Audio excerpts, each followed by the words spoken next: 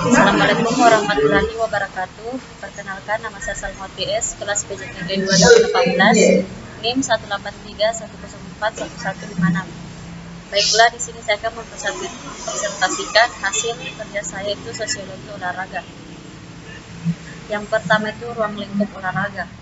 Olahraga pendidikan menurut pasal 18 yaitu olahraga pendidikan diselenggarakan sebagai bagian proses pendidikan. Yang kedua, olahraga pendidikan dilaksanakan baik pada jalur pendidikan formal maupun non-formal melalui kegiatan intrakurikuler dan ekstrakurikuler. Yang ketiga, olahraga pendidikan dimulai pada usia dini. Yang keempat, olahraga pendidikan pada jalur pendidikan formal dapat dilaksanakan secara terstruktur dan berjenjang. Yang kelima, olahraga pendidikan pada jalur pendidikan non formal dapat dilaksanakan secara terstruktur dan berjenjang. Olahraga pendidikan sebagaimana dimaksud pada ayat 4 dan ayat 5 dibimbing oleh guru atau dosen olahraga dan dapat dibantu oleh tenaga keolahragaan yang disiapkan oleh setiap satuan pendidikan. Setiap satuan pendidikan sebagaimana dimaksud pada ayat 6 berkewajiban menyiapkan prasarana dan sarana olahraga pendidikan sesuai dengan tingkat kebutuhan. Setiap satuan pendidikan dapat melakukan kejuaraan olahraga sesuai dengan taraf pertumbuhan dan perkembangan peserta didik secara berkala antara satuan pendidikan yang setingkat. Kejuaraan olahraga antara satuan pendidikan sebagaimana dimaksud pada ayat 8 dapat dilanjutkan pada tingkat daerah, wilayah, nasional, dan internasional. Selanjutnya, olahraga rekreasi menurut pasal 19, yaitu olahraga rekreasi dilakukan sebagai bagian proses pemulihan kembali kesehatan dan kebugaran. Olahraga rekreasi dapat dilakukan oleh setiap orang, satuan pendidikan, lembaga, perkumpulan, atau organisasi olahraga. Yang ketiga, olahraga rekreasi sebagaimana dimaksud pada ayat 1 bertujuan memperoleh kesehatan, kebugaran jasmani, dan kegembiraan, membangun hubungan sosial, melestarikan dan meningkatkan kekayaan budaya daerah dan nasional. Olahraga rekreasi sebagaimana dimaksud pada ayat 5 harus memenuhi persyaratan yang ditetapkan oleh perkumpulan atau organisasi olahraga. Setiap orang yang menyelenggarakan olahraga rekreasi tertentu yang mengandung risiko terhadap kelestarian lingkungan, keterpeliharaan sarana, serta keselamatan dan kesehatan wajib menaati ketentuan dan prosedur yang ditetapkan sesuai dengan jenis olahraga dan menyediakan instruktur atau pemandu yang mempunyai pengetahuan dan keterampilan sesuai dengan jenis olahraga. Yang ketiga, pemerintah, daerah, dan masyarakat berkewajiban menggali, dan memajukan olahraga rekreasi. Selanjutnya, olahraga prestasi menurut pasal 20. Olahraga prestasi dimaksud sebagai upaya untuk meningkatkan kemampuan dan potensi olahragawan dalam rangka meningkatkan harkat dan martabat bangsa. Olahraga prestasi dilakukan oleh setiap orang yang memiliki bakat, kemampuan, dan potensi untuk mencapai prestasi. Olahraga prestasi dilakukan melalui proses pembinaan dan pengembangan secara terencana, berjenjang, dan berkelanjutan dengan menggunakan ilmu pengetahuan dan teknologi keolahragaan. Selanjutnya, pengertian dan role dengan sosiologi. Yang pertama, sosiologi juga diartikan sebagai pengetahuan tentang hidup bermasyarakat atau hubungan antara masyarakat. Secara luas, sosiologi mempelajari tentang masyarakat sebagai suatu kompleks hubungan, interaksi, kekuatan, dan lembaga sosial. Pengertian sosiologi menurut para ahli. Yang pertama, menurut Sojourner, sosiologi adalah ilmu yang memusatkan perhatian pada pencarian kehidupan kelompok dan produk yang dihasilkan dari kehidupan kelompok itu. Menurut Alan Johnson, sosiologi adalah ilmu yang mempelajari tentang kehidupan serta perilaku karena keterkaitannya dengan sistem sosial sehingga sistem tersebut dapat mempengaruhi individunya serta bagaimana individu tersebut dapat mempengaruhi sistemnya. William F. Kuhn dan Meyer F. Nimco, sosiologi adalah penelitian ilmiah terhadap interaksi sosial dan hasilnya dengan organisasi sosial. Menurut B.J. Bowman, sosiologi adalah sebuah ilmu yang mempelajari hubungan sosial antara sesama manusia atau individu dengan individu, individu dengan kelompok, serta kelompok dengan kelompok, primat dan perubahan sosial lembaga sosial serta ide-ide sosial lainnya. Menurut Selo, Semarjan, dan Suilaiman, Semardi, sosiologi adalah sebagai ilmu masyarakat mempelajari tentang struktur sosial, yaitu sebagai suatu keseluruhan jalanan sosial antara berbagai unsur sosial pokok, seperti kaidah sosial, kelompok sosial, dan lapisan-lapisan sosial dalam masyarakat. Menurut Fitirin Sorokin, sosiologi adalah ilmu yang mempelajari tentang hubungan dan pengaruh timbal balik antara berbagai macam gejala sosial, keluarga, moral, agama, hukum, ekonomi.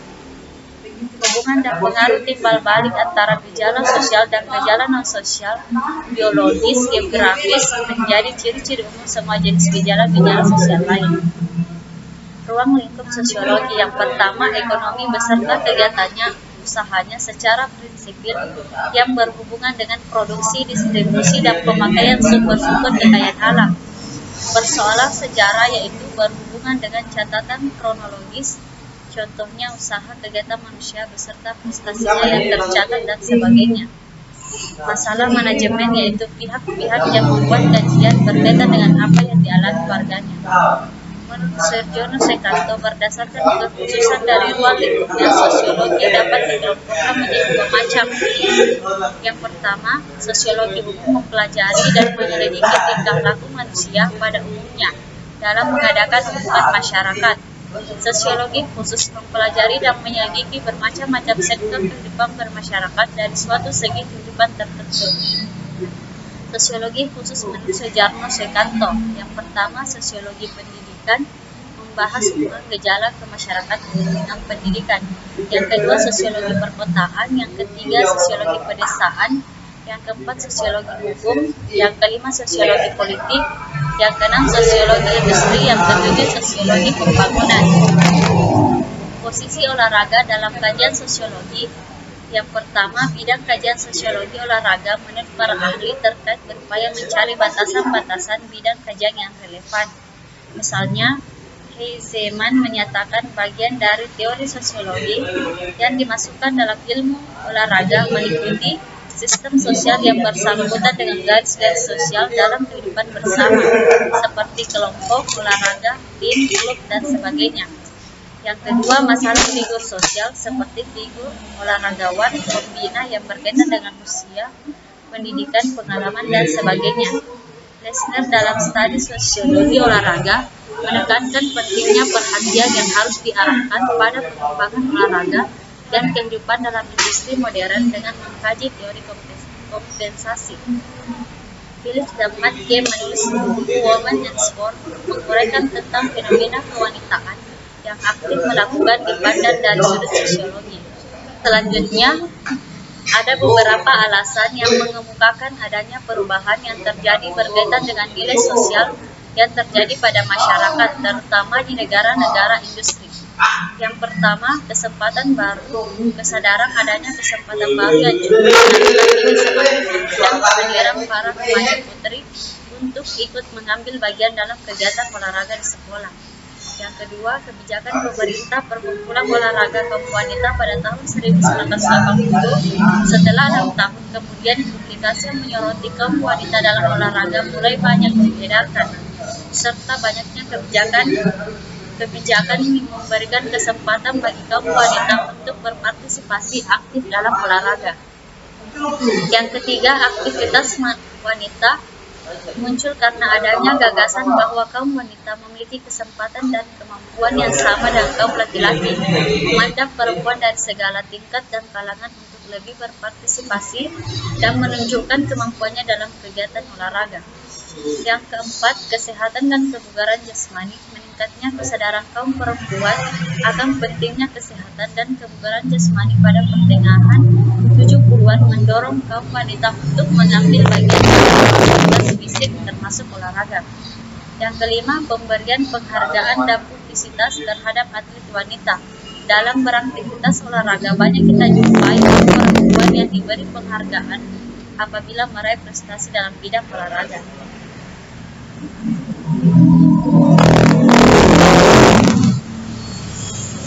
Selanjutnya, Mahnem yang menulis buku Sosiologi van de Sport menguraikan tentang kedudukan olahraga dalam pertama kehidupan sehari-hari, yang kedua masalah olahraga rekreasi, yang ketiga masalah juara, yang keempat hubungan antara olahraga dan kebudayaan. Selanjutnya John C. Phillips dalam bukunya yang berjudul Sociology of Sport mengkaji tema-tema yang berhubungan dengan pertumbuhan dan rasionalisasi dalam olahraga. Yang kedua, olahraga dalam lembaga pendidikan. Yang ketiga, bisnis olahraga. Yang keempat, olahraga dan kebudayaan. Yang kelima, pengaruh olahraga terhadap pelakunya. Dan yang terakhir, wanita dalam olahraga. Selanjutnya, Abdul Qadir Adil menawarkan pokok kajian sosiologi olahraga yang meliputi peranata sosial seperti sekolah dan proses sosial seperti perkembangan status sosial atau prestasi dalam kelompok dan masyarakat.